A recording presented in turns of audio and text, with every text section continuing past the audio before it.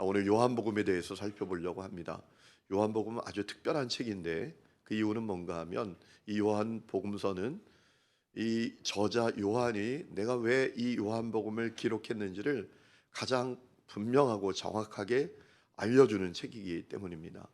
마태복음도 누가복음도 또 마가복음도 그렇지 않은데 요한복음은 이제 이 책의 기록 목적이 무엇인지를 우리에게 아주 명확하게 알려주고 있다라는 겁니다. 그런 의미에서 이 말씀이 너무나 중요하죠. 오늘 우리가 읽은 말씀이 그래요. 자, 요한이 이 책을 왜 기록했는지 두 가지 이유를 이야기합니다. 두 가지 이유를 찾아보실까요? 우리 31절 말씀 다시 보면서 어디 이것을 기록함은, 자, 왜 기록했나? 이 기록한 목적이 있다라는 겁니다. 그 목적은 뭐죠? 첫 번째, 너희로 예수께서 하나님의 아들 그리스도이심을 믿게 하려 합니다. 자, 예수님이 하나님의 아들이심을 믿게 하는 것이 이 책의 첫 번째 기록 목적이었습니다. 여러분, 예수님이 하나님의 아들이신 것을 믿는 것은 너무나 중요하죠. 그렇죠? 왜 그렇게 중요합니까? 여러분, 우리가 신앙생활을 하는 것은 마음이 평안하냐, 평안하지 못하냐, 우리가 하는 일이 더 잘 되냐, 잘 되지 못하냐, 이 정도 수준이 아니잖아요. 그렇죠? 우리가 신앙생활을 하는 목적은 영생이 신앙생활에 달려있기 때문입니다. 예수님이 하나님의 아들이심을 믿는 것이 영생으로 이어지기 때문입니다. 예수가 있으면 영생이 있고 예수가 없으면 영생이 없는 겁니다. 이 믿음이 여러분에게 있으십니까? 믿음이 없으신가 봐요. 그렇죠? 믿음을 가지시기를 축복합니다. 여러분, 신앙생활을 해도 이 믿음이 없으니까 전도를 못하는 거예요. 신앙생활을 해도 이 믿음이 없으니까 세상적으로 잘 되는 사람을 보면 부러운 거예요. 내가 못나 보이는 거, 내가 상대적으로 박탈감을 느끼게 되는 거고, 또 내가 참 초라해 보이는 거예요. 여러분, 예수를 믿는 것은 영생의 문제인 것을 믿으시기 바랍니다. 여러분, 예수를 믿음으로 영생을 얻게 되셨습니다. 이 확신을 가지십시오. 그리고 이 확신을 가질 때 복음도 전해지는 거예요. 우리가 사람을 그런 눈으로 바라보게 되는 거죠. 야, 저 사람은 영생을 얻었을까 얻지 못했을까? 저는 영생을 얻었을까 얻지 못했을까? 이 눈이 열리는 거예요. 오늘 이 눈이 여러분에게 열려 있습니까? 열리시기를 축복합니다. 이 눈이 열려야 복음을 전하게 돼요. 이 눈이 열려야 예수 믿는지 관심 갖게 됩니다. 두 번째 목적은 이미 말씀해 드렸죠. 예수가 하나님의 아들이심을 믿고 어떻게 되도록 하는 것이죠? 그 이름을 힘입어 생명, 여기서 말하는 생명은 자연적인 생명이 아닙니다. 영원한 생명을 말하는 겁니다. 영원한 생명을 얻도록 하기 위해서 이 책을 기록했다라고 전하고 있어요. 자, 그것이 아주 요한복음의 중요한 핵심 중에 핵심이에요. 여러분, 특별히 요한복음은 기록한 또 하나의 목적이 있습니다. 거짓된 가르침을 반박하기 위해서 이 복음서를 기록했어요. 여러분, 요한복음을 기록했던 당시에 교회에 들어온 이단이 있습니다. 그 이단은 뭐냐 하면 영지주의자들입니다. 영지주의자들은 가연설을 주장합니다. 영지주의자들은 육은 악하고 영은 선하다라고 생각을 했어요. 그래서 하나님이 어떻게 육을 입냐? 절대로 그럴 수 없다라고 생각했어요. 여러분, 이 가르침이 교회 안에 팽배하게 시작했어요.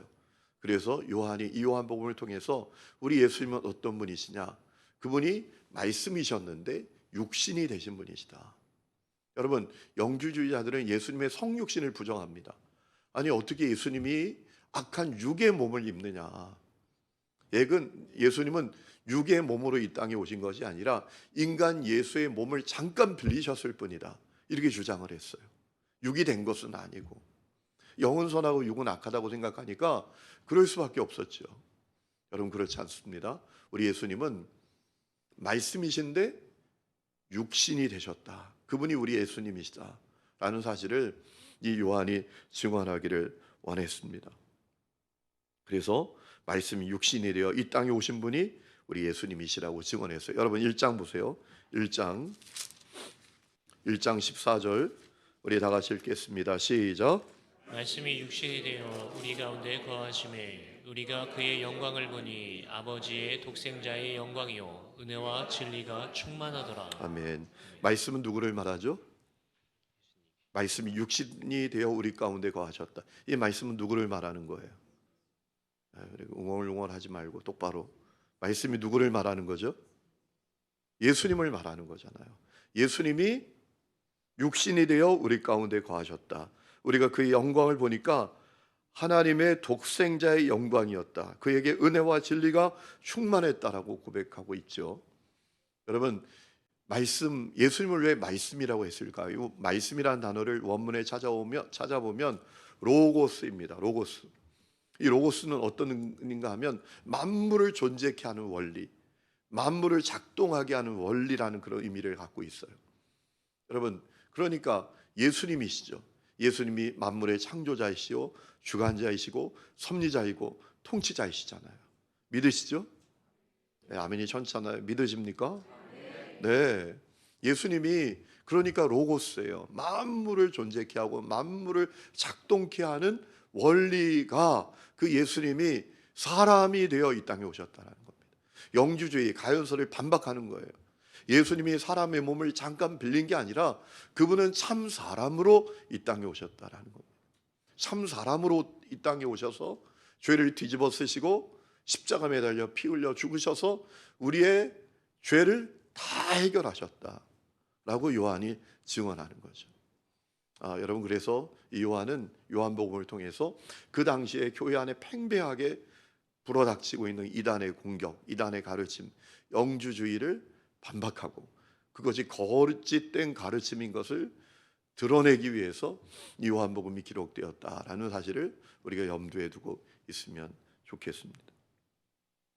여러분, 요한복음은 아주 단순한 구조로 기록이 되었지만 아주 심오한 가르침을 내포하고 있는 말씀이에요. 그것을 조금 이따 살펴보기를 원합니다. 자, 제목, 저자, 연대에 대해서 생각해 보려고 합니다. 제목은 사도 요한의 이름을 따서, 저자 요한의 이름을 따서 요한복음이라고 붙여졌어요. 원래 제목은 카타 요한넨이라는 제목이었습니다. 요한에 따르면, 요한이 증언한 것에 따르면 뭐 이런 의미로 해석할 수가 있겠죠. 저자는 사도 요한입니다. 예수님의 12제자 가운데 하나인데, 여러분, 이 요한의 형제가 있죠. 요한의 형제가 누구죠?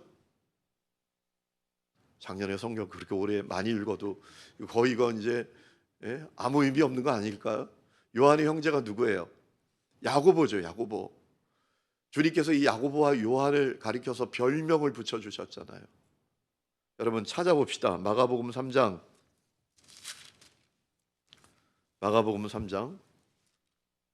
17절 다 같이 읽어보겠습니다. 시작. 또 세베대의 아들 야고보와 야고보의 형제 요한이니 이 둘에게는 보아너게 곧 우레의 아들이란 이름을 더하셨으며. 아멘. 주님께서 어떤 별명을 붙여주셨어요? 보아너게. 그 뜻은 뭐라고요? 우레의 아들, 번개의 아들, 천둥의 아들. 여러분, 요한이 정말 그런 존재였잖아요. 그렇죠? 그런데 그가 은혜를 받고 성령 받으니까 우리가 요한 1서, 2서, 3서에 가보면 어떤 사람이 돼 있죠?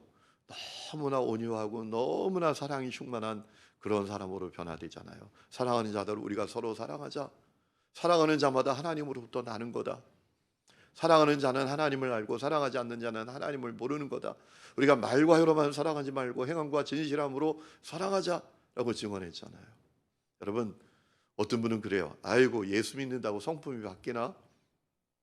왜 그렇죠? 안 바뀌는 사람도 많기 때문에 그래요. 그런데 바뀝니다. 예수 믿으면 인격도 바뀌고 성품도 바뀌는 줄로 믿습니다. 어떻게 해야 되죠? 성령 받아야 돼요. 성령. 여러분, 예수 믿는데 왜 인격이 안 바뀌는지 아세요? 예수 믿는데 왜 성품이 안 바뀌는지 아세요? 평생 종교인으로 사니까 그러는 거예요. 은혜를 못 받는 거예요. 자아로 사는 거예요. 옛 성품, 옛 자아, 옛 존재 끌어안고 평생 사는 거예요. 예수 믿고 성령 받으면 죄도 끊고 인격도 달라지고 성품도 달라지는 것을 믿으시기 바랍니다. 그 증인이 누구죠? 요한이에요. 요한. 그 우레의 아들이란 별명을 가졌어요. 얼마나 급하고 얼마나 참 예? 그렇길래 주님께서 우리의 아들이라고까지 하셨을까요? 그런데 그가 사랑의 사도가 됐단 말이에요. 오늘 그 역사가 여러분 가운데 있기를 축원합니다. 여러분 가운데 금년 마가의 다락방은 진짜 마가의 다락방이 되는 역사가 있기를 축원합니다. 여러분의 자아가 꺾이고 옛사람이 죽고 성품의 변화가 일어나는 그런 놀라운 은혜가 있어야 합니다. 여러분 정말 그럴 수 있어요. 여러분 특별히 요한은 주님의 사랑받는 제자였잖아요. 13장 23절, 20장 2절 또 쭉 여러 군데 계속 나오는데 요한은 자기를 가리켜서 뭐라고 말하는가 하면 주님께 사랑받는 제자였다고 소개하고 있어요. 여러분 한 군데만 찾아봅시다. 13장 23절, 요한복음 13장 23절.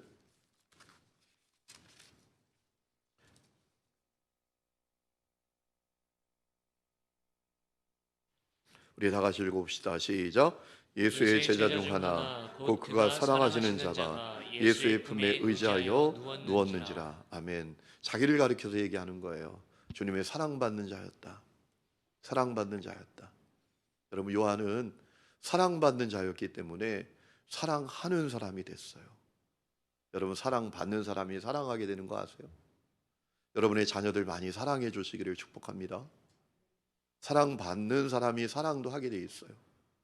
여러분 요한이 얼마나 사랑을 주님께 받았으니까 그는 사랑하는 사람이 됐어요. 요한 3서 한번 찾아봅시다. 요한 3서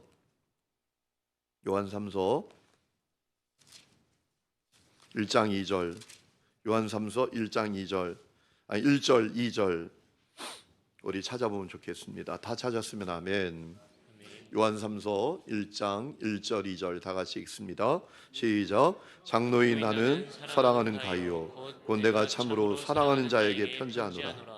사랑하는 자여 내 영혼이 잘된 같이 내가 범사에 잘되고 강건하기를 내가 간구하노라. 아멘. 여러분 많은 사람들이 이 말씀을 읽으면서도 핵심을 놓쳐요. 영혼이 잘되고 범사가 잘되고 강건한다. 여기에만 초점을 맞춰요. 여러분 가이오가 왜 이 축복을 받았나요? 요한에게 왜 이 축복을 받았나요? 그는 사랑받는 자였어요. 그래서 그렇게 간절히 축복한 거예요. 사랑하니까 야 가이오 나는 너의 영혼이 잘되고 범사가 잘되고 강건하기를 내가 간절히 기도하고 있어 라고 한 거예요. 사랑받는 자였기 때문에. 여러분 1절과 2절에 사랑이란 표현이 몇 번 나와요? 읽었잖아요. 조금 전에 3번 나오죠. 그렇죠? 장로인 나는 사랑하는 가이오 내가 참으로 사랑하는 자 그 가이오에게 편지한다. 그리고 또 2절에 사랑하는 자요. 여러분 따라합시다. 사랑받는 자가 사랑한다. 떡도 먹어본 놈이 먹어요. 아니다. 고기도 먹어본 놈이 먹는다. 그런 얘기가 있잖아요. 그죠? 여러분 사랑해 주시기를 축원합니다. 사랑해 주세요. 사랑해 줘야 사랑하게 되는 거예요. 요한은 주님께 사랑을 많이 받아서 결국은 그 사랑이 열매 맺었던 거죠. 그에게.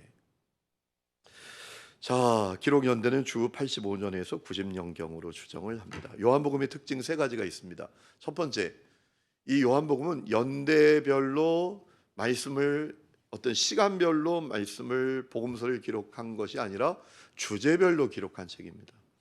그 하나 중요한 특징을 엿볼 수 있는 말씀이 여러분 2장 13절 이하에 나오는 내용입니다. 여러분 한번 보시죠. 2장 13절 이하에 자 13절 2장 13절 유대인의 유월절이 가까운지라 예수께서 예루살렘으로 올라가셨더니 성전 안에서 소와 양과 비둘기 파는 사람들과 돈 바꾸는 사람들이 앉아 있는 것을 보셨다라고 했습니다. 이 사건은 어떤 사건이죠? 어떤 사건을 지금 쭉 기록해 놓은 거죠? 성전 정화하는 사건이죠. 여러분 다른 복음서는 마태복음은 이 사건을 언제 일어난 사건으로 기록하고 있죠? 예수님께서 십자고난 받으시기 위해서 예루살렘에 입성하신 다음에 일어난 사건으로 기록하고 있죠. 그런데 요한은 언제 기록하고 있어요? 2장에 앞에다 갖다 놨어요. 그러니까 요한은 이 복음서를 시간을 따라서 기술한 것이 아니라 주제를 따라서 기록했다라고 여길 수 있는 거예요. 여러분이 이 눈을 열고 복음서를 읽으면 차이를 알 수 있잖아요. 여러분 성경을 많이 읽다 보면 이상한데 마태복음에는 뒤에 있는데 왜 요한복음에는 앞에 있지? 예수님의 성전을 정한 사건이 그렇지. 요한복음은 시간을 따라 기록된 책이 아니라 주제를 따라 기록된 책이지. 이 눈이 열리면 새롭게 이 복음서가 다가온다라는 거예요. 덮어놓고 읽는 거하고 완전히 다르게 이 말씀이 여러분에게 다가올 수 있다라는 겁니다. 두 번째 특징은 뭐냐면 예수님에 대한 다양한 자기 선언을 증언한 책입니다. 그래서 제가 소대에 말씀을 드린 겁니다. 아주 단순한 기록으로 구조로 기록이 되었지만 아주 깊은 가르침, 심오한 가르침을 내포하고 있는 말씀이 요한복음이다라는 겁니다. 그 이유가 뭐냐면 그렇게 말하는 이유가 뭐냐면 다양한 예수님의 자기 선언을 요한이 소개하고 있기 때문입니다. 여러분 예수님께서 나는 뭐다라고 하는 선언을 이 요한은 자그마치 7번이나 우리에게 소개해 주고 있어요. 첫 번째는 뭐냐 하면 예수님이 6장 35절 말씀 보시겠습니다. 요한복음 6장 35절. 우리 이것만 다 알아도 요한복음은 다 알았다라고 해도 과언이 아닙니다. 6장 35절 우리 다 같이 읽겠습니다. 시작. 예수께서 이르시되 나는 생명의 떡이니 내게 오는 자는 결코 줄이지 아니할 터이요 나를 믿는 자는 영원히 목마르지 아니하리라. 아멘. 자, 여기서 나오는 예수님의 자기 선언이 뭡니까? 나는 뭐다? 나는 생명의 떡이다. 나를 먹는 자는 결코 줄이지 않는다. 참된 만족과 행복을 누리게 된다. 나는 생명의 떡이다. 여러분 이게 얼마나 깊은 의미를 담고 있어요. 그죠? 뭐 100말을 하는 것보다 100가지 단어를 사용해서 이야기하는 것보다 예수님은 생명의 떡이야 라고 말하는 이 한마디 이야기가 얼마나 많은 깊은 메시지를 전하는지 알 수 없어요. 자, 두 번째는 우리 8장 12절 한번 봅시다. 8장 12절 다 같이 시작. 예수께서 또 말씀하여 이르시되 나는 세상의 빛이니 나를 따르는 자는 어둠에 다니지 아니하고 생명의 빛을 얻으리라. 아멘. 자, 예수님의 자기 선언. 나는 생명의 빛이다. 나는 세상의 빛이다. 예수님이 세상의 빛이라고 했습니다. 여러분 그렇기 때문에 예수님께 가면 사는 거예요. 여러분 다 시들어가던 화초를 빛 가운데 내놓으면 어떻게 돼요? 벌떡 일어납니다. 다 죽어나가던 화초를 빛 가운데 내놓으면 살아나요. 병균도 빛 가운데 내놓으면 다 죽게 돼요. 옛날엔 그래서 어르신들이 그냥 주기적으로 매번 하는 일이 있어요. 저도 어릴 때 했던 것 같은데 빨래를 넣는 거예요. 이불을 넣는 거예요. 이불을 툭툭 털어가지고 아주 햇볕이 쨍쨍한 날 그것을 빨래줄에 이렇게 널어놓죠. 그러면 어떻게 돼요? 온갖 병균이 다 소독이 되는 거예요. 다 사라지는 거예요. 예수님께 가면 생명을 얻게 되고 예수님께 가면 치유를 받게 되고 예수님께 가면 회복을 얻게 되고 예수님께 가면 생명을 얻게 될 줄로 믿습니다. 여러분 이렇게 얘기하는 것보다 예수님은 세상의 빛이십니다. 여러분 그 말씀 한마디에 엄청난 진리가 숨어 있는 것 아니겠어요? 그래서 이 요한복음이 아주 단순한 구조를 갖고 있지만 깊은 진리를 내포하고 있는 책이다라고 우리가 이야기를 하는 겁니다. 또 찾아볼까요? 10장 7절. 10장 7절. 다 같이 읽습니다. 시작. 그러므로 예수께서 다시 이르시되 내가 진실로 진실로 너에게 말하노니 나는 양의 문이라. 아멘. 자, 예수님 자기 선은 뭐죠? 나는 양의 문이다. 예수님은 양의 문이 되시는 분이세요.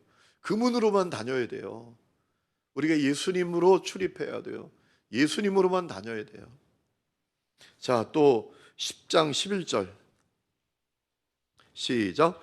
나는 선한 목자라. 선한 목자는 양들을 위하여 목숨을 버리거니와. 아멘. 예수님이 자기 선은 뭐죠? 나는 선한 목자다. 여러분 목자도 악한 목자가 있어요. 이리 같은 목자가 있어요. 죽이는 목자가 있어요. 예수님은 선한 목자이십니다. 그래서 예수님만 따라가면 여러분 우리가 좋은 일이 생기는 거예요. 예수님만 따라가면 복된 삶을 살게 되는 거예요. 예수님만 따라가면 꼴을 얻게 되는 거예요. 예수님만 따라가면 안전하게 되는 거예요. 여러분 믿으시기 바랍니다. 중앙아시아 같은 데 가보면 가끔 목동들을 만나요. 제가 아프가니스탄에 갔을 때에도 이제 끝도 없는 광야를 가는데 거기 목자가 있더라고요. 여러분 그 목자를 양들이 그냥 따라가요. 여러분 예수님만 따라가시기를 축원합니다. 또 11장 25절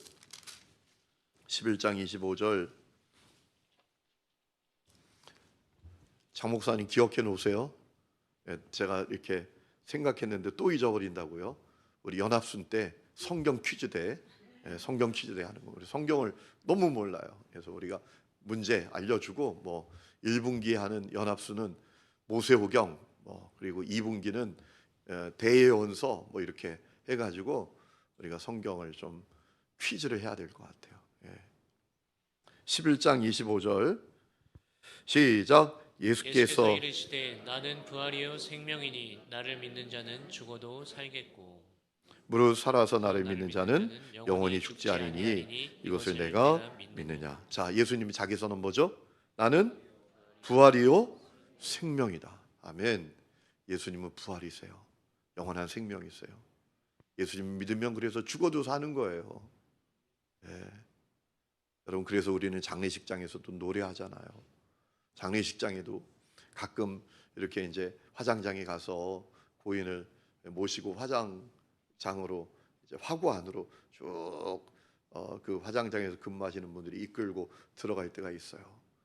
화구 안으로 이렇게 모시면요, 안 믿는 사람들이 저기서 막 발을 동동 구르고 막 엉엉 울고, 살았을 때 잘하지 죽은 다음에 물어봐야 무슨 소용이 있어요? 그냥 우는데 우리는 찬양하잖아요. 왜 찬양합니까? 죽어도 사는 것을 믿기 때문이죠. 인생이 죽음으로 끝나는 게 아니라 그리스도인들에게 죽음은 문이에요. 영생으로 가는 문, 부활로 가는 문.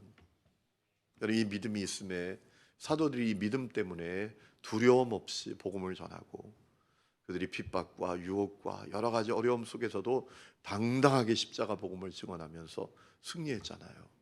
여러분 오늘 부활 신앙이 없으면 예수를 믿어도 세상에서 비굴하게 산다고요. 부활 신앙이 없으면 예수를 믿어도 세상에서 부끄럽게 산다고요. 여러분 예수님 부활이십니다. 생명이십니다. 이 믿음을 가지시기를 축원합니다. 이 믿음이 관념, 교리, 지식 덩어리가 되면 예수를 믿어도 부끄럽게 살아요. 비굴하게 살아요.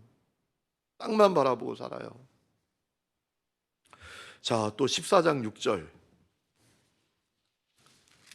우리 같이 읽을까요? 요한복음 14장 6절 시작. 예수께서 이르시되 내가 곧 길이요 진리요 생명이니 나로 말미암지 않고는 아버지께로 올 자가 없느니라. 아멘. 자, 예수님께서 나는 뭐다 했죠? 길이다, 진리다, 생명이다 라는 겁니다. 여러분 예수님은 유일한 길이십니다.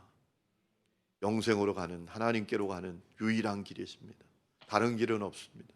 유일한 진리이십니다. 믿으시기 바랍니다.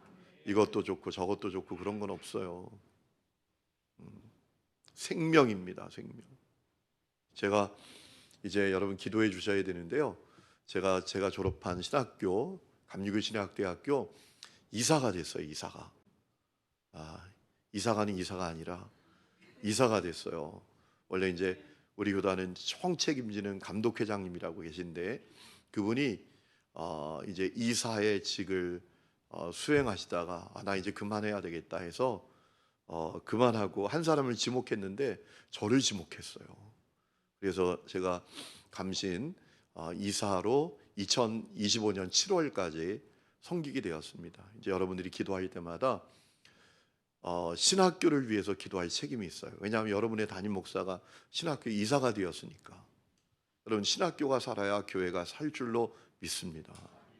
여러분 감리교 신학대학 안에 한때 종교다원주의자들이 교수를 했던 때가 있어요. 그래서 어떤 책을 번역했는가 하면 오직 예수 이름으로만 하고 그 뒤에 물음표를 찍었 그런 책도 번역했던 적이 있어요. 오직 예수 이름으로만, 오직 예수 이름으로만 구원받는 게 아니다. 뭐 그런 책을 내기도 했어요. 여러분 거기서 영향을 받은 학생들은요 다 영적으로 죽어나가는 거예요. 제 후배 하나도 저 전라도에서 목회를 하는데 한 번은 대화를 하는데 이 친구가 종교다운주의에 빠져 있더라고요. 제가 그랬어요. 야, 너 차라리 목회하지 마.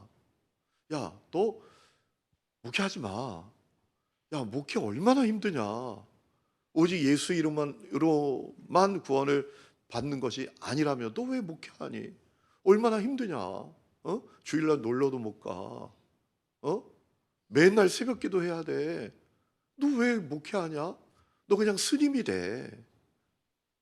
새벽기도 안 해도 되잖아. 아, 새벽 예불이 있구나. 어쨌든 제가 막 나무랬어요. 막 나무랬어요. 왜 목회를 해? 예수 이름으로만 구원 받는 것 그게 아닌데 너에게 세상에 이렇게 불편한 게 어디냐? 응? 막 야단쳤던 적이 있어요. 근데요, 정말 그렇게 그런 어떤 그 사상이라 그럴까? 잘못된 교리라고도 그 교리도 아니죠. 그런 주의에 빠지니까요, 그 인생이 망가지더라고요. 아, 저는 너무 안타까웠어요. 여러분, 오직 예수님이 우리 구원의 유일한 길이 되시는 것을 믿으시기 바랍니다. 자, 마지막 7번째 뭐죠? 우리 너무나 잘 아는 주님의 선언이죠. 15장 1절. 요한복음 15장 1절. 시작. 나는 참 포도나무요 내 아버지는 농부라. 자, 예수님이 자기 선언, 나는 뭐다? 참 포도나무다. 여러분, 그래서 우리가 주님께만 붙어 있어야 돼요. 그러면 사는 거예요. 포도나무에 붙어 있으면 열매를 맺는 거예요. 풍성히 열매를 맺는 거예요. 여러분, 요한은 정말 특별하죠, 그렇죠? 예수님의 자기 선언을 7가지나 정확하게 우리에게 소개하고 있어요. 또한 요한은 예수님이 가진 기적 7가지를 또 우리에게 소개하고 있어요. 그거는 좀 여러분이 나중에 찾아보시면 좋겠어요. 요한복음에만 나오는 기적이 또 요한은 또 그 기적을 소개하고 있어요. 그런데 더 중요한 건 뭐냐면 그 기적을 왜 소개하느냐 그 이유를 그 뒤에 꼭 붙이고 있어요. 예수님을 믿도록 하기 위함이다. 사람들이 그 기적을 통해서 예수님을 믿게 되었다라는 사실을 요한은 꼭 이어서 소개하고 있어요. 그러니까 믿음과 생명, 믿음과 영생에 이 요한이 얼마나 큰 관심을 갖고 있었는지 우리가 알 수 있어요.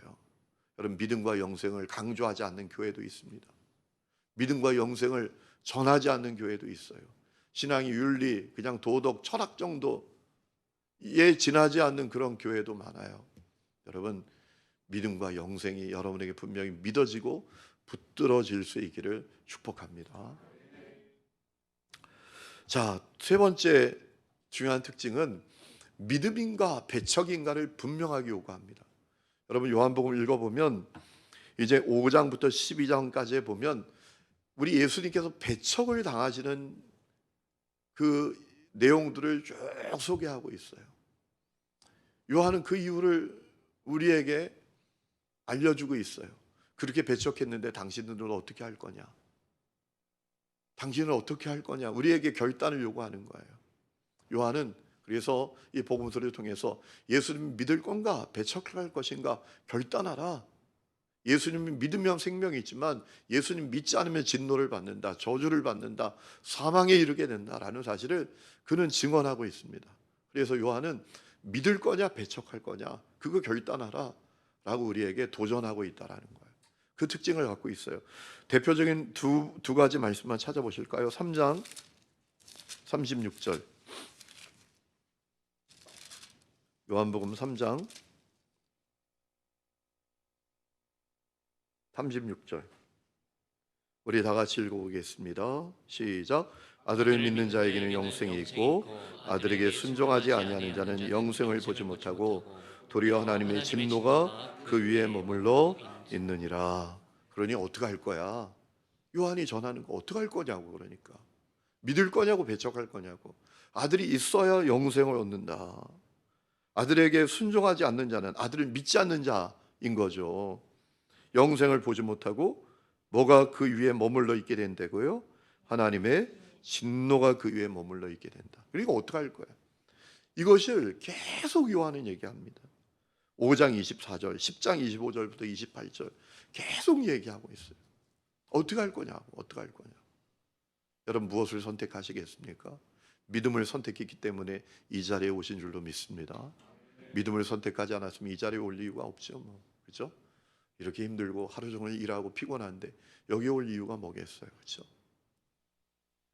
자, 요한복음 9조에 대해서 생각하려고 합니다. 네 가지로 나눌 수 있는데 1장부터 4절까지는 하나님의 독생자 예수님. 예수님은 하나님의 독생자다. 그분이 성육신하시고 그분이 출현하셨다라고 우리에게 증언하고 있고요. 5장부터 12장까지는 하나님의 아들이 이 땅에 와서 천국 복음을 전파하시고 사역하실 때 배척당하셨다라는 사실을 전하고 있고요. 13장부터 17장까지는 그럼에도 불구하고 배척을 받으시면서도 끝까지 섬기시는 주님에 대해서 이야기하고 있고요. 18장부터 21장까지는 이제 예수님께 십자가에서 고난받으시고 죽으시고 부활하셔서 사명을 주시는 것에 대해서 우리에게 알려주고 있습니다.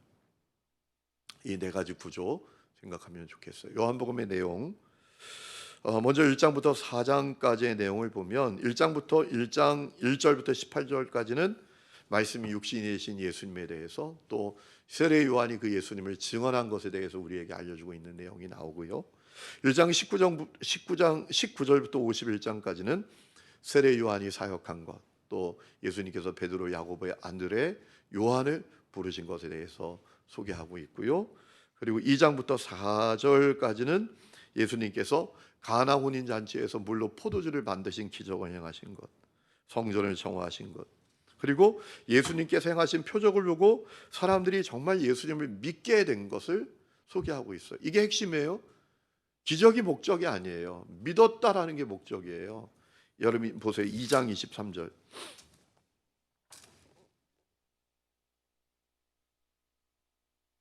2장 23절 같이 읽습니다. 시작. 6월절에 예수께서 예루살렘에 계시니 많은 사람이 그의 행하시는 표적을 보고 그의 이름을 믿었다. 아멘. 표적이 핵심이 아니라 뭐가 초점이에요? 믿은 게 초점이에요. 오늘도 어떤 사람들은요 기적만 찾아다녀요. 옛날에 제가 어느 집회 갔는데 집회 간 게 아니라 지방에서 열리는 집회 어느 목사님 오셨는데 이분이 표적을 강조하는 분이에요. 그래서 막 기도하면 손에 막 금가루가 떨어진대요. 그래서 제가 첫 번째 탁 성도들 참여시켰다가 그 다음 날부터는 교회에서 자체 집회를 했어요. 우리 교회는 가지 말자. 표적이 목적이 아니에요. 여러분 금가루 떨어지면 뭐예요? 이게 진짜 금이 아닌데. 예수님께서 그런 말씀하셨잖아요. 내가 보여줄 표적은 요나의 표적밖에 없다. 예수님이 이 땅에 오셔서 성육신 하시고 십자가에 죽으셨다가 부활하신 것이 가장 큰 표적이었어요. 여러분 그 표적을 믿는 사람이 뭐 표적이 필요해요? 한 권사님이 나갔어요. 그분이 그러시다고 집회 인도하시는 분이 여러분 지금 금가루가 내린다고 손을 펴보라고 금가루가 내리는 사람 앞으로 나오라고 그랬더니 열댓 명이 나가요. 그래가지고 제가 이렇게 보니까 우리 교회 권사님도 제가 부산에 있을 때 나가는 거예요. 그래가지고 금가루가 떨어졌나 보다 해가지고 나갔다 들어오는 걸 제가 오라 했어요. 이쪽으로 오라고. 제가 이렇게 봤더니 금가루가 떨어진 게 아니라 물에 이 손에 습기가 있어가지고 밝은 등에 반짝반짝하니까 이게 반사가 되는 거더라고요. 네? 여러분 표적이 목적이 아니라 예수님을 믿는 것이 목적인 것을 믿으시기 바랍니다. 우리 교회는 그런 분이 없지만 어떤 분은요 이상하게 신비한 현상만, 저는 신비한 현상을 부정하는 게 아닙니다. 저는 은사가 많이 나타나는 교회에서 성장했어요. 기도하면 귀신이 떠나가고 막 철야 기도할 때 성도들이 함께 통성 기도하면 단체 방언을 하고요. 저는 방언의 은사를 받았는데 방언의 은사 가운데 저는요 방언을 쓰는 은사도 받았어요. 저는 방언을 썼다니까요. 제가 모르는 언어를 제가 막 써요. 그리고 그 언어를 해석하는 은사를 받은 성도들이 있었어요. 그래서 그분들이 저에게 제 지금의 어떤 사역이 그때 하나님이 다 그 방언의 기도를 통해서 그분들의 해석을 통해서 다 알려주신 거예요. 제가 결국 그 사역하고 있더라고요. 너가 이방의 빛이 될 거다. 이방에게 복음을 전하게 될 거다. 제가 선교에 관심 있는 목회자가 됐잖아요. 여러분, 목회를 해도 하나님의 선교에 대해서 아무런 관심이 없는 사람들이 있어요. 그냥 자기 교회, 자기가 사는 동네, 거기에만 관심이 있는 사람들이 많은데, 하나님의 관심은 뭐예요? 예루살렘, 온 유대, 사마리아 땅끝까지 이르러 주님의 증인이 되는 것, 만민에게 복음을 전파하는 것, 그게 주님의 주신 사명인데, 그거 상관없이 살아가는 사람들도 많거든요. 목회하는 분들도 많거든요. 근데 그때 너가 이방의 빛이 될 것이다 라고 제가 방언을 썼대요. 저는 쓰기만 하지 읽지는 못해. 그걸 해석은 못해요. 근데 그걸 해석하는 분들이 있어요. 저는 그런 교회에 자랐어요. 저는 신비한 현상을 부정하지 않아요. 성경에 나오는 은사를 제한하지 않아요. 그런데 문제는 뭐냐면 그 은사만이 아니란 말이에요. 은사를 통해서 주님을 믿고 사명으로 이어지는 신앙이 건강한 신앙인 것을 믿으시기 바랍니다. 자, 그래서 믿었다. 요한이 강조하는 건 뭐냐면 예수님이 기적을 행하셨다. 중요한 건 사람들이 그것 때문에 예수님을 믿게 됐다. 이게 중요한 거예요.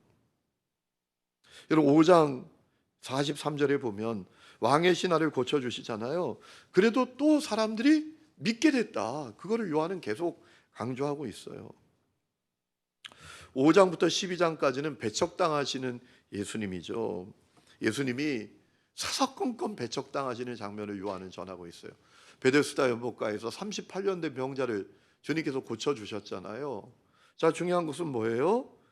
그 일 때문에 사람들의 불신과 배척을 받으셨다라는 겁니다. 그래서 5장 25절에 보면 믿고 생명을 얻으라고 말씀하셨잖아요. 7장부터 8장까지의 내용은 유대인들과 성전에서 논쟁하시는 내용이 나오죠. 그때 예수님께서 그들이 행하셨던 놀라운 말씀이 있잖아요. 누구든지 목마르거든 내게로 와서 마시라. 나를 믿는 자에게는 그 배에서 생수의 강이 흘러나오리라 라고 말씀을 하시잖아요. 또 9장부터 12장까지는 예수님 행하시는 놀라운 표적에도 불구하고 끊임없이 사람들이 예수님을 배척해서 더 나가서 이제 신성모독죄로 예수님을 죽이려고 했다라는 내용이 쭉 나오죠. 자, 예수님께서 나이 때부터 맹인된 사람을 고쳐주셨어요. 그 일로 인하여 또 사람들이 예수님을 공격하고 배척하는 거예요. 그리고 예수님께서 너무나 안타까워서 하신 말씀이 있잖아요. 그 말씀은 찾아보겠습니다. 10장 한번 보시죠.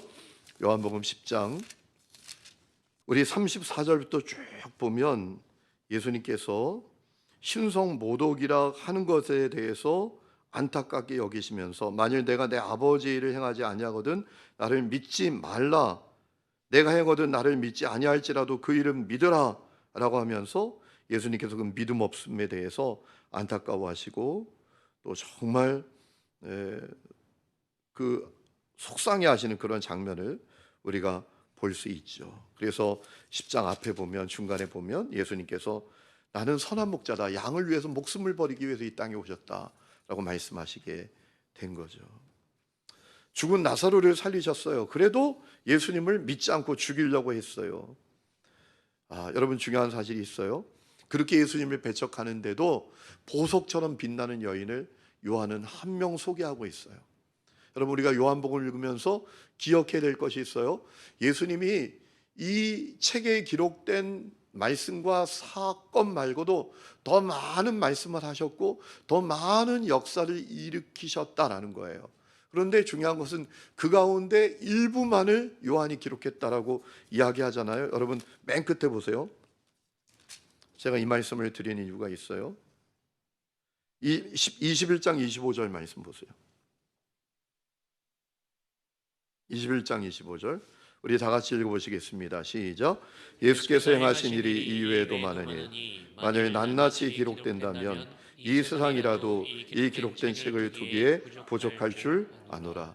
무슨 말씀이에요? 여기 기록한 말씀 말고 행하신 사건 말고 더 많은 것이 있다라는 거예요. 자, 중요한 것은 뭐냐 하면 그런데 요한이 그 많은 사건 가운데 어떤 메시지를 전하기 위해서 어떤 사건들을 그가 선택하여 기록했다라고 우리가 생각할 수 있는 거죠. 그렇죠? 자, 왜 제가 이 말씀을 드렸냐 하면 여러분 요한복음 5장부터 12장까지는 예수님을 사람들이 계속 배척해요. 그런데 그 많은 배척자들의 가운데 보석 같은 한 여인을 요한은 소개하고 있어요. 그 여인은 누군가 하면 300데나리온이나 나가는 나드 향유를 예수님의 발에 붓고 예수님께 헌신한 여인이에요. 다 예수님을 배척하는데 보석처럼 빛나는 한 여인을 요한은 소개하고 있어요. 여러분, 요한이 그 사건을 소개한 이유가 뭘까요? 우리도 그와 같은 믿음의 소유자들이 되어야 한다는 겁니다. 여러분, 오늘 이 세상을 보면요, 정말 사람들이요, 뭐 세상에 죄는 말할 것도 없고 예수를 믿는다 해도 다 엉터리처럼 믿는 사람이 많아요. 대부분의 신앙인들이 썬데이 크리스찬이야. 대부분의 신앙이 믿음이라는 게 그냥 관념, 교리, 지식 덩어리에 불과하고 주님을 진정으로 갈망하고 사랑하는, 주님께서 종말의 때 믿음을 보겠느냐라고 말씀하신 것처럼 순전한 믿음을 가진 사람을 찾아보기가 어려워요. 다 껍데기 신자들만 가득해요. 그것이 이 시대의 흐름이에요. 여러분, 이 시대에 저는 우리 하나님교회 성도들이 보석처럼 빛나는 믿음의 사람들이 되시기를 축원합니다. 예수님을 다 배척하는데도 한 여인은 달랐어요. 그 여인은 향유를 예수님께 발에 부으며 주님을 섬기고 주님을 믿고 주님께 헌신했어요. 여러분, 그것을 요한이 놓치지 않고 기록하고 있다는 사실을 우리는 분명히 기억을 해야 합니다. 자, 그리고 13장부터 17장까지는 섬기시는 예수님입니다. 13장에 보면 제자들의 발 씻기는 예수님이시죠. 발 씻기시는 목적이 뭐였죠? 너희도 서로 발을 씻겨라. 14장엔 보혜사 성령에 대한 약속을 주시는 말씀이 나오죠. 15장 너무나 잘 아는 포도나무. 16장 제자들에게 고난받게 될 것을 알려주셨어요. 그러나 약속하셨어요. 내가 세상을 이겼다. 내가 세상을 이겼다. 이 말씀은 뭐예요? 너희도 이길 거다 라는 말씀 아니겠어요? 여러분, 예수를 제대로 믿으면 고난당하게 돼 있어요. 여러분, 오늘 여러분의 삶의 자리에서 고난당하시나요? 고난이 없다면 둘 중에 하나예요. 너무 예수를 믿음에도 불구하고 복되고 아름답고 가장 사람들에게 칭송을 받는 상태로 살든지, 아니면 익명의 그리스도인으로 살든지, 예수 믿는지도 모르는 상태로 살든지. 여러분, 예수를 우리가 믿게 되면요, 고난받지 않을 수가 없어요. 주님 말씀하셨어요. 고난받는다. 그러나 염려하지 마라. 내가 세상을 이겼다. 그리고 17장은 예수님의 기도죠. 예수님의 유명한 기도가 나와요. 여러분, 기도에 대해서 배우고 싶어요?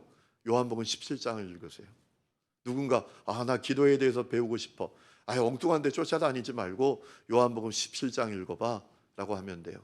예수님의 긴 기도가 요한복음 17장에 나오는데 세 가지를 위해서 주님이 기도하시죠. 첫 번째, 예수님 자신을 위해서 기도하셨어요.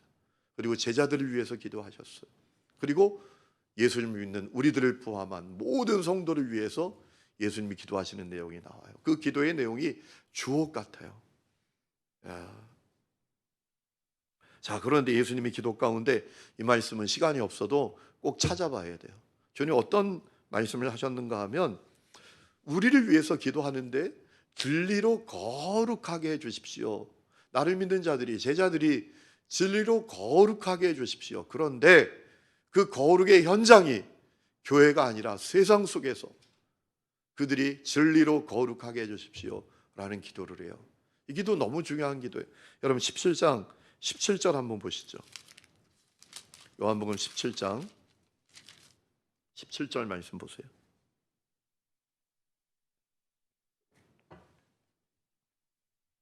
우리 17절부터 19절까지 읽어보실까요? 시작. 그들을 진리로 거룩하게 하옵소서. 아버지의 말씀은 진리니이다.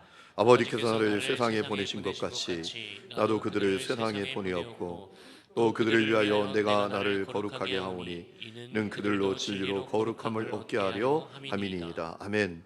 자, 진리로 그들을 거룩하게 하옵소서. 여러분, 그 거룩의 현장이 어디입니까? 세상입니다. 아버지께서 나를 보내신 것처럼 나도 그들을 세상에 보냅니다. 주님, 그들이 세상에서 주님의 진리로 거룩하게 해주십시오. 이 기도가 예수님의 중요한 기도였어요. 많은 사람들이요, 교회에선 거룩해요. 교회에서는 대단한 신앙인이에요. 교회에서는 대단한 신앙의 활동인들이에요. 그런데 세상에 가보면 거룩하지 않아요. 세상 사람하고 똑같이 살아요. 여러분, 그거 하나님의 뜻이 아니에요. 주님의 뜻은 우리가 교회에서만 거룩한 사람이 아니라 세상에서 거룩한 사람이 되는 거예요. 여러분, 그러려면 어떻게 해야 돼요? 때로는 손해를 당해도 물러서지 않고, 핍박을 받아도 우리가 물러서지 않고, 고난을 받아도 물러서지 않는 믿음이 필요해요. 그렇지 않으면 거룩해질 수가 없어요. 거룩은 고난을 포함해요. 거룩은 손해를 포함하게 돼 있어요. 예. 여러분, 이 믿음을 놓치지 마시기를 축원합니다. 그리고 18장부터 21장까지는 우리가 잘 아는 내용입니다. 특별히 19장 28절에 보면 예수님께서 내가 목마르다라고 십자가 매달렸을 때 말씀하셨다고 요한은 증언하고 있어요. 이것도요, 여러분이 요한복음이 영지주의에 빠진 사람들에게 반박하기 위해서 기록된 말씀이었지라고 생각하면 내가 목마르다라고 말씀하신 예수님의 이 말씀이 다르게 다가오는 거예요. 왜? 예수님은 참 사람이 되셨기 때문에 목마름을 경험해 보셨어요. 예수님이 그저 사람의 몸을 빌려 오신 영에 불과하다면 목마름 몰라요, 그렇죠? 그런데 예수님이 참 사람으로 이 땅에 오셔서 우리의 죄를 뒤집어쓰고 십자가 매달려 죽으신 분이시다라는 사실을 요한은 증언하기를 원했기 때문에 예수님께서 십자가 매달려서 우리처럼 참 사람이 되셔서 목마르셨다라는 사실을 증언하고 있는 거예요. 예. 여러분, 괜히 요한이 이 말씀을 기록한 게 아니에요. 예. 여러분, 예수님이 참 사람이 되시는 것은 왜 그렇게 중요합니까? 여러분, 그분이 참 사람으로 이 땅에 오셨다면 우리의 죄를 해결할 수가 없어요. 죄는 값을 치러 해결이 됩니다. 죽음이라는 대가, 저주라는 대가를 받아야 해결이 되는 거예요. 죄의 삭은 사망이잖아요. 그래서 예수님께서 사람으로 오셔서 내 죄값을 지고 죽으셨어요. 그런데 예수님이 참 사람인 동시에 그분은 참 하나님이세요. 참 신이세요. 여러분, 이것이 또 중요해요. 동전의 양면 같아요. 왜 그렇게 중요하죠? 예수님이 하나님이 아니면 우리의 죄를 감당하지 못해요. 여러분, 예수님이 그저 인간 예수, 사람에 불과하다면 그분은 우리의 죄를 감당할 수가 없어요. 왜? 지죄도 감당이 안 되는데 뭐. 여러분, 누가 뭐 좀 대단한 일을 한다 그러면 우리가 가소로울 때가 있잖아요. 야, 네 아까람이라 잘해라 임마. 이렇게 얘기할 때가 있잖아요. 예수님이 참 하나님이 아니셨다면 우리의 죄를 해결하지 못해요. 그분은 죄가 없는 분이셨어요. 아멘. 이거 대단한 신앙의 교리예요. 여러분, 이것 때문에 이단이 생기는 거예요.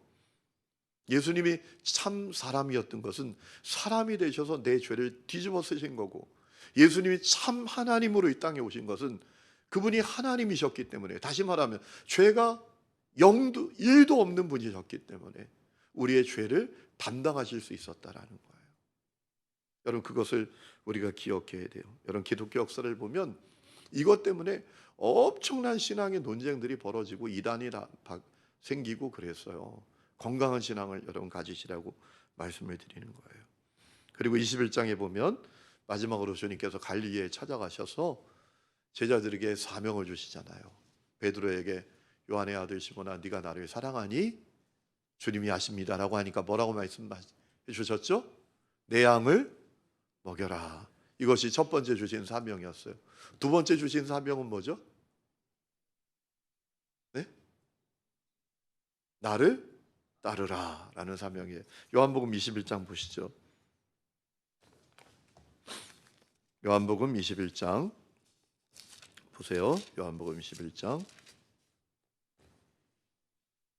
19절 같이 읽겠습니다. 시작. 이 말씀을 하심은 어떠한 죽음으로 하나님께 영광을 돌릴 것을 가리키심이로라.